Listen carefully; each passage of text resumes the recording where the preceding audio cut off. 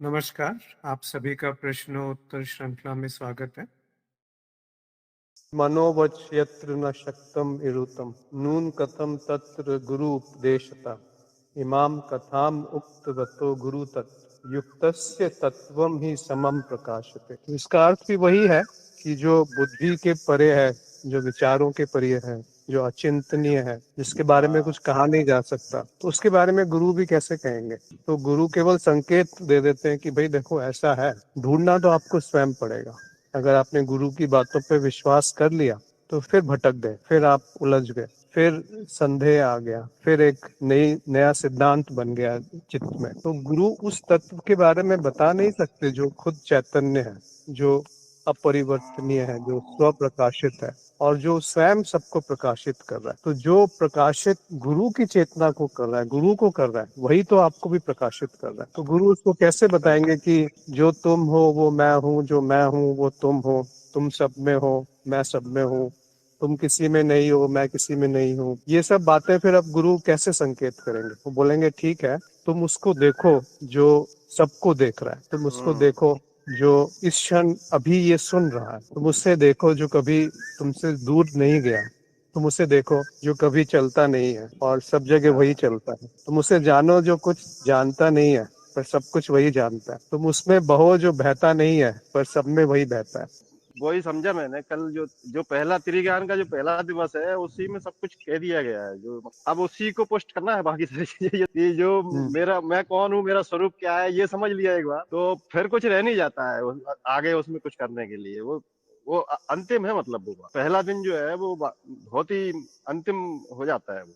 अब जी जी उसमें समझ उसमें कब आ पाती है पूरी तरह से, ये अलग बात है। उस समय मैंने अब आज स्थिति में समझ में आ रहा है कि उस दिन मुझे नहीं आई थी वो चीज पूरी तरह समझ में, जो अब अभी कुछ आ रही है। तो अब हो सकता है कि अभी भी पूरी नहीं आई हो और आगे आएगी, लेकिन ये चिंता भी मत कीजिए कि क्या समझ में आया, क्या आएगा या भविष्य में क्या होगा। जो हाँ, ये वो भी सही बात चिंता है। कर रहा है या ये समझ रहा है कि मुझे पहले समझ में नहीं आया था, अब समझ में आ गया है और आगे कुछ और हाँ समझ में आएगा, वो भी मिथ्या है। हाँ, वो भी एक बिल्कुल। अनुभव है कि पहले मुझे समझ में आ गया था, अब कुछ और समझ में आया है और आगे कुछ और समझ में आ जाएगा। तो वो जो ये भी एक विचार मात्र है, ये भी एक सत्य नहीं है, क्योंकि ये अनुभव में आ रहा है और हाँ, इसको जो अनुभव कर रहा है वो इससे भिन्न है।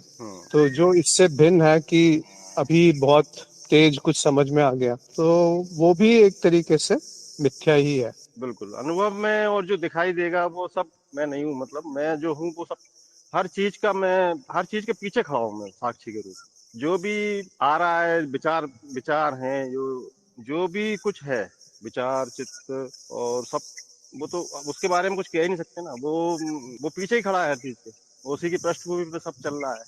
तो अवर्णनीय है, मतलब वर्णन नहीं कर सकते। जो मैं मेरा स्वरूप है वो उसको मैं कह नहीं सकता हूँ बस, लेकिन उसी पे सब कुछ हो रहा है। और ये जो जो चल रहा है वो एक तरह से कह सकते हैं कि वो भ्रम है, वो मैं नहीं हूँ। जो बदलता रहता है। अब जैसे उस समय कुछ और आ रहा था, आज कुछ और आ रहा है, ये बदल रहा है।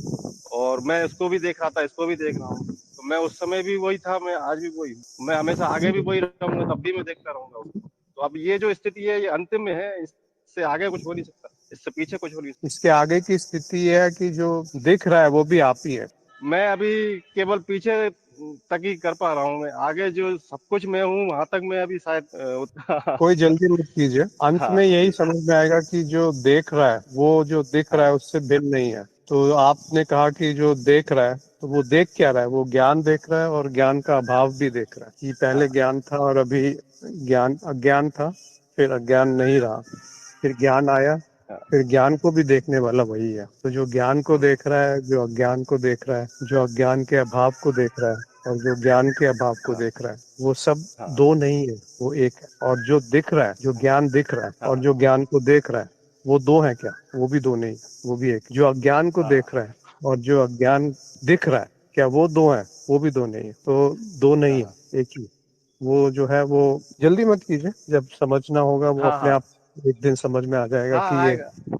दो कैसे नहीं है। दो नहीं है, ये वाक्य नहीं है, ये कोई हाँ इसका अर्थ बुद्धि में नहीं जाना जा सकता। इसका अर्थ केवल एक संकेत मात्र है कि वो चांद है, तो ये वो चांद है, ये चांद नहीं है। ये एक वाक्य है जो उस चांद की तरफ संकेत कर रहा है। वैसे ही दो नहीं है, ये एक वाक्य है, ये उसकी तरफ संकेत कर रहा है जो निर्वचनीय है, जो बुद्धि के परे है, जो शब्दों के परे है, जो जाना नहीं जा सकता, जो कहा नहीं जा सकता। लेकिन जो भी कहा जा रहा है वो वही कह रहा है, और जो भी सुना जा रहा है वो वही सुन रहा है, जो भी देखा जा रहा है वही देख रहा है, और जो दिख रहा है वही खुद को, स्वयं को ही वो देख रहा है। तो जैसे पहले इस स्तर में जो आपने कहा कि मैं पृष्ठभूमि हूँ, उस पे चित्र आ रहे हैं और जा रहे हैं, हाँ। पर दूसरे स्तर पे ये देखना है कि जो पृष्ठभूमि है वो चित्रों से भिन्न नहीं है, वो पृष्ठभूमि ही चित्र है। तो जो पर्दा है जिसपे चलचित्र चल रहा है, वो पर्दा स्वयं ही चलचित्र बन गया, और स्वयं ही स्वयं को चित्रों के रूप में अनुभव कर रहा है, जो बदल रहा है। तो सागर ये थोड़ी कहता है कि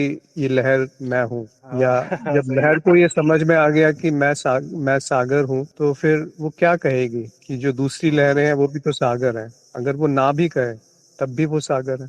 जब वो अज्ञान में थी कि मैं सागर से भिन्न हूँ, तब भी वो सागर है। जब उसने जान लिया कि मैं सागर का हिस्सा हूँ, तब भी वो सागर है। तो सागर से वो जुदा कहाँ हुई, कब जुदा है? और उसके जुदा तर्क होने में से उसका अस्तित्व तर्क से तो गुरुजी पूरा समझ में आ गया ये चीज। तर्क से तो मुझे आ रही है ये चीज कि भाई मैं एक ही है, दूसरा हो नहीं सकता। दूसरा होगा तो फिर वो पूरा आध्यात्म में गिर जाएगा। अगर दूसरे की कल्पना भी मात्र कर लें तो पूरा आध्यात्म में गिर जाता है, क्योंकि दूसरा हो गया तो फिर तो वो एक ही इस अस्तित्व का मूल मतलब अस्तित्व एक ही है। ये बात पूरी तर्क में समझ में आती है, लेकिन ये अनुभव में नहीं आ रही है उस चीज को कि जी। मैं ही तो सब इस कुछ पे हूँ।